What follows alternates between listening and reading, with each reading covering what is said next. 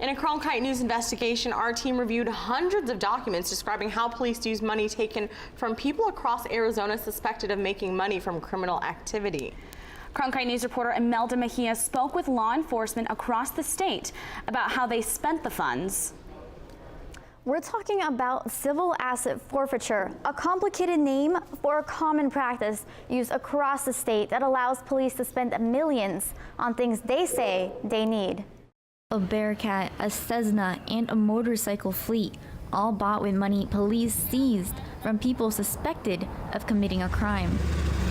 In the past 7 years, Arizona law enforcement agencies have spent more than $57 million doled out by a federal program that allows them to confiscate money and property from suspected criminals involved in drug trafficking. In 2012, for example, the Sierra Vista Police Department spent a total of $277,000 from both state and federal asset forfeiture funds on a Bearcat vehicle for dangerous operations. Our purpose is to deal with the drug dealers or whatever criminal organization, and then whatever happens out of that is what we get. The program was created as a way to help police in the war on drugs.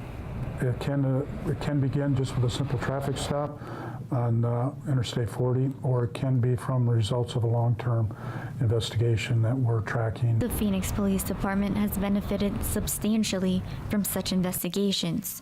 Records show that they have spent almost $4 million of the more than $12 million it received on items labeled as computer and communication equipment.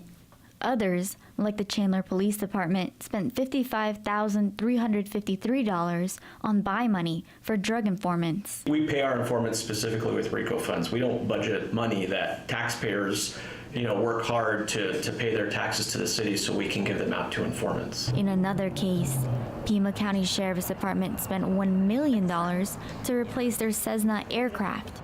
We use it for a number of things. They will fly nighttime missions in support of our patrol deputies. But these forfeiture practices have drawn critics. Because it allows police and prosecutors to charge not an individual, but a piece of property. The police agencies and the prosecutors have complete discretion of what to purchase, and nobody is monitoring those purchases. For example, the Counter Narcotics Alliance, based in Tucson, spent almost $654,000 for a purchase listed only as personal services. When the police say, we're seizing this money from people who haven't been indicted or charged with anything, and we're using it wisely, but we won't tell you how or why, that doesn't engender a lot of trust. Police, however, say they need the money to do their job and combat crime. We would hurt. Absolutely would hurt. I mean, these funds, as you see, just from using the aircraft as an example here, we really use 2 aircraft for doing our patrol services here. If those didn't exist, we probably wouldn't have a fleet to be able to do aerial operations. But police officials recognize the need for regulation. It's a good program. I think there are possibilities for abuse in the thing, and I think it's important that it's regulated and that we understand why we're doing it. And I think if you do that and you do the right thing, it's not that big of an issue. While the documents we reviewed provided a glimpse at police spending, it's impossible to detail specific purchases without contacting agencies directly. When we did so, several agencies refused to comment. I worked with a team of digital reporters on this investigation who produced a series of infographics and story maps so you can take a closer look at the spending of these law enforcement agencies. We can take you location by location and explain the costs and expenditures by category in the communities closest to you.